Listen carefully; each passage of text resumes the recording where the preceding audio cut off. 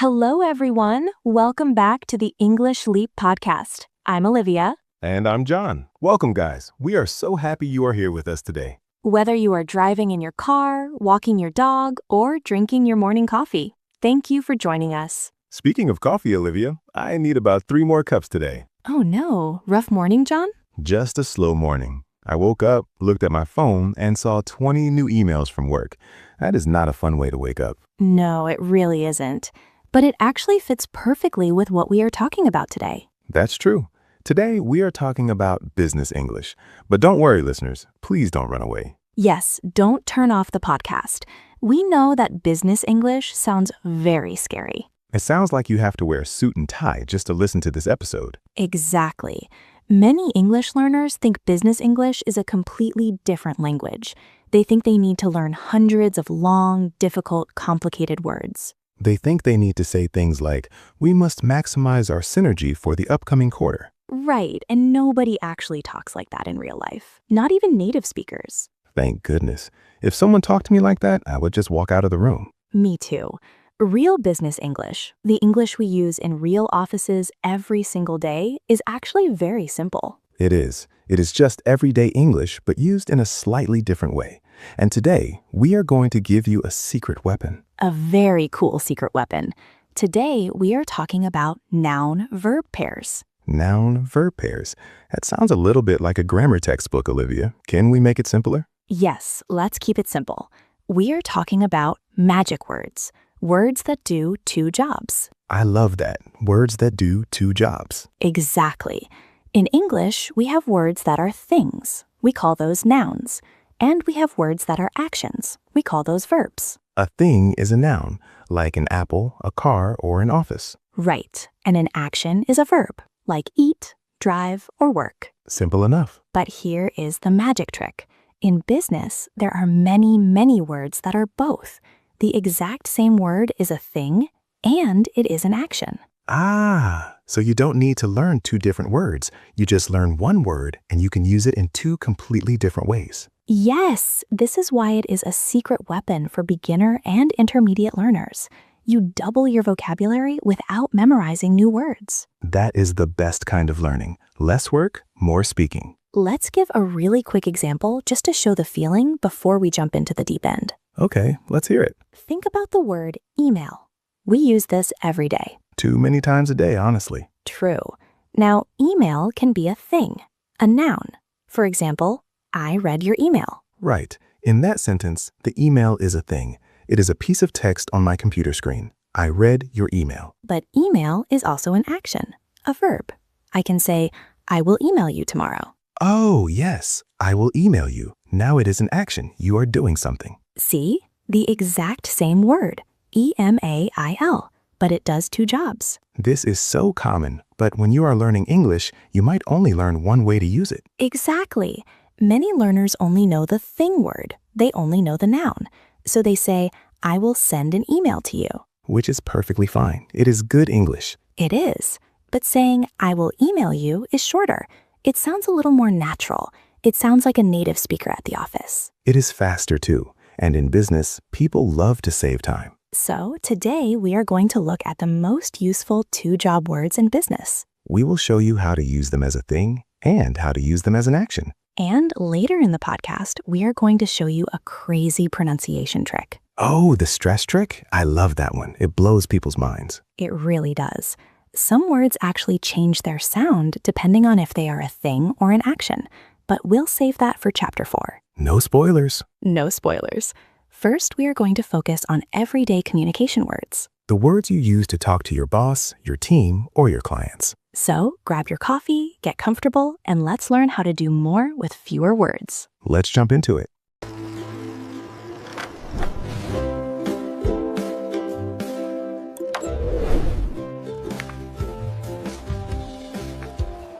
Chapter 2.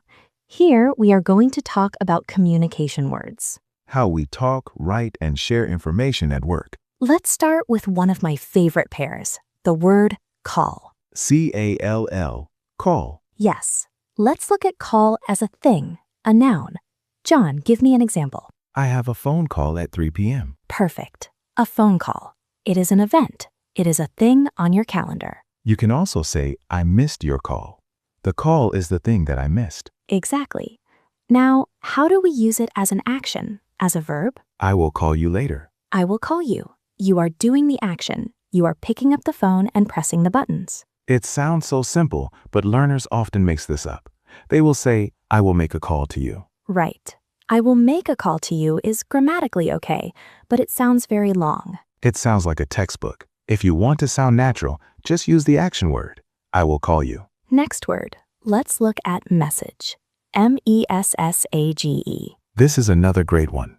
As a thing, I received a message from the boss. The message is the thing. It is the text on your phone or computer. Right, or, did you get my message? Now, as an action, this is very popular in modern offices. Yes, we don't say, I will send a message to you. That takes too long. We just say, I will message you. Message me when you finish the project. I will message you on Slack. Or, I messaged him yesterday, but he didn't reply. Notice how Olivia added an ed to the end. Messaged. Because it is an action, we can put it in the past tense. That is a great point, John. Things don't have a past tense. Actions do. You can't put an ed on a noun, but because message is a verb here, it becomes messaged. Let's do another one. This one is very common in office emails. The word copy. Oh, I use this one all the time. As a noun, a thing. Can you make a copy of this document? The paper itself is the copy. It's a physical thing. But as an action, copy means to include someone in an email. Right, like when you want your boss to see the email you are sending to a client. You would say, please copy me on that email. I will copy the manager on this. That means I will put their email address in the CC line. Exactly. Copy is the action of adding someone. Have you ever noticed that we even use CC as a verb, Olivia? Oh yes, that is a very funny native speaker habit. CC stands for carbon copy. It is a noun. But we turned it into an action. I say, I will CC you. Or in the past tense, I CC'd you on that email. English is so weird, but so flexible. We just turn anything into an action if it saves us time. It really is. Let's do one more communication word. Text. T-E-X-T. Very similar to message. As a thing, I got a text from my wife. The little bubble on my phone screen is the text. But at work, we often use it as an action.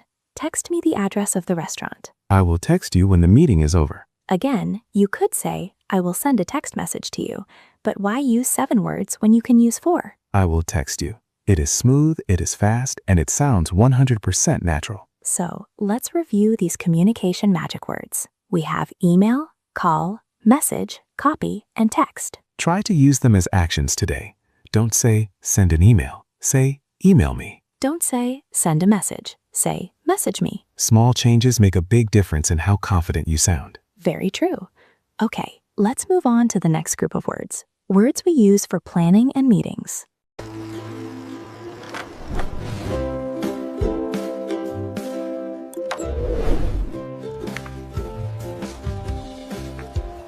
Welcome back. Now we are in Chapter 3. Let's talk about organizing our work. Everyone has to plan their week, schedule meetings, and check their work. The first word we need is schedule. S-C-H-E-D-U-L-E. A quick note on pronunciation. In American English, we say schedule. And in British English, they often say schedule. Both are correct. We use the American way, schedule, but you will hear both. So how do we use schedule as a thing, a noun? My schedule is completely full today. Let me check my schedule. In this case, the schedule is your calendar. It is the list of your appointments. It is a thing you look at. Now the action, the verb. Let's schedule a meeting. Yes, I need to schedule a phone call with the client. Here you are doing the action of putting something on the calendar. You could say, let's put a meeting on the schedule. But let's schedule a meeting is much stronger. It sounds like you are the boss. You are taking action. What about the word plan? P-L-A-N. This is a classic. As a thing, what is the plan for tomorrow? That is a great plan. The plan is the idea, the strategy. But as an action, I plan to finish this by Friday. We need to plan the company party. You are actively thinking and organizing. You are planning. This is a great time to mention the word update. U-P-D-A-T-E. Oh, update is the king of business words. You will hear this word 10 times a day in any office. It is so true. Let's start with the noun, the thing. Do you have an update on the project? I will send you a quick update. An update is new information. It is a report on what is happening. But update is also a fantastic verb, an action. Please update me on the project. Instead of saying, give me an update, you just say, update me. I will update the spreadsheet. This means I will change the spreadsheet to show the new information. Or in the past tense, I updated the team yesterday. Exactly. Again, just by adding ed, you show that the action happened in the past. Let's look at the word review, R-E-V-I-E-W. To look at something again, to check it for mistakes. As a noun, we need to do a performance review. Or, please give this document a quick review. But it is so much better as an action. Yes. Can you review this document? I need to review these numbers before the meeting. It sounds much more professional than saying look at. Can you look at this is fine. Can you review this sounds like business English. And notice, we didn't use a complicated word. Review is an everyday word. Let's do one more in this section. Report, R-E-P-O-R-T. This one can make people nervous. Bosses love reports. As a thing, the financial report is due on Friday. I am reading your report right now. The report is the physical document, the stack of papers. Now as an action. I need you to report to my office. Ooh, that sounds like someone is in trouble. Haha, yes. It means come here and talk to me. But we also use it for information. Please report back to me when you finish. He reported the problem to the manager. You are doing the action of telling someone information. So, let's look at our planning words. Schedule, plan, update, review, report. Notice how often we use them as verbs. Schedule a meeting, plan the week, update the team, review the document, report the results. If you practice these 5 phrases, your English will instantly sound more professional. You don't need fancy vocabulary. You just need to use these simple words as actions. All right, Olivia, I think it is time. Is it time for the magic trick? It is time for Chapter 4, the pronunciation trick that confuses everyone until they know the secret rule. Get your ears ready, listeners. You have to listen closely for this next part.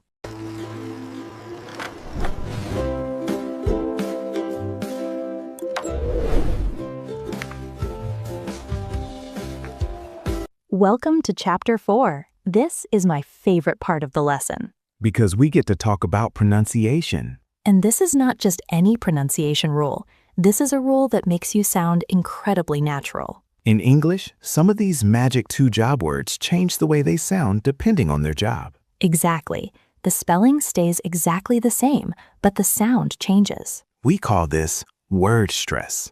Don't worry, we don't mean stress like when you have too much work to do. No, not emotional stress. In English, stress means which part of the word is louder, longer, and higher in pitch. Let's break a word into 2 pieces, 2 syllables. The rule is simple. If the word is a thing, a noun, we stress the first part. We make the first part loud. But if the word is an action, a verb, we stress the second part. We make the second part loud. Let's give an example because it sounds confusing until you hear it. The word is project.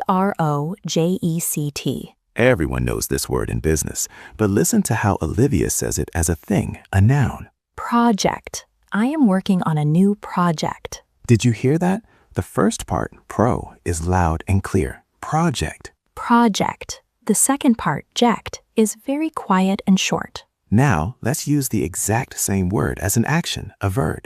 Listen to Olivia. Project. We need to project our sales for next year. Wow, completely different. Let me do them back to back. Project, project. Noun, project. Verb, project. In business, to project means to guess or estimate future numbers. We project that the company will grow. Let's do another one. This is very common in meetings. Record. As a noun, a thing, it is a document or a piece of history. Record. We have a great sales record. The first part is loud. Record. He broke the world record. Now, as an action, you want to save the video of your Zoom meeting. Record. Please record this meeting. Listen to the second part, cord. Record. I will record the audio. Let's do them together. Record, record. Noun, verb, record, record. Is your mind blown yet? This is why English can be tricky to listen to. If you say, please record the meeting, people will understand you, but it sounds a little bit strange. When you learn this trick, you start hearing it everywhere. Let's do another one. Present. As a noun, it means a gift. Present. I bought you a birthday present. First part loud, present. But in business, it's an action. It means to show something to the team. Present. I will present the report at 10 a.m. She is going to present the new design. Again, back to back. Present, present. What about money, John? Let's talk about the word increase. Oh, we all want this. As a thing, I got a pay increase. Increase. The first part is loud. There is a big increase in sales. Now, as an action, we need to increase our profits. Increase. Second part loud. They will increase the price tomorrow. Increase, increase. Let's do one more. Very useful for international business. Export.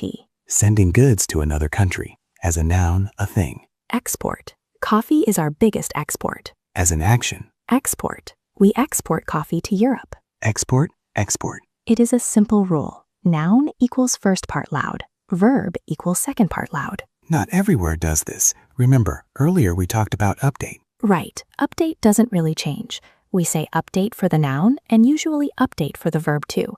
Sometimes people say update, but both are fine. Same with email or schedule. They don't change. But words like record, project, increase, present, they follow the rule. If you can master these 4 or 5 words, your pronunciation will sound incredibly advanced. I recommend pausing the podcast and practicing out loud. Literally talk to yourself in the car. Say it with us. Project. Record.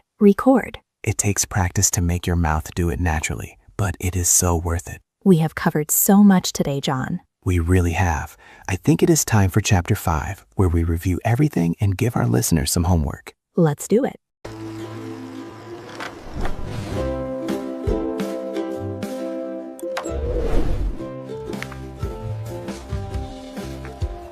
Welcome to our final chapter, Chapter 5. You made it to the end. Great job, guys.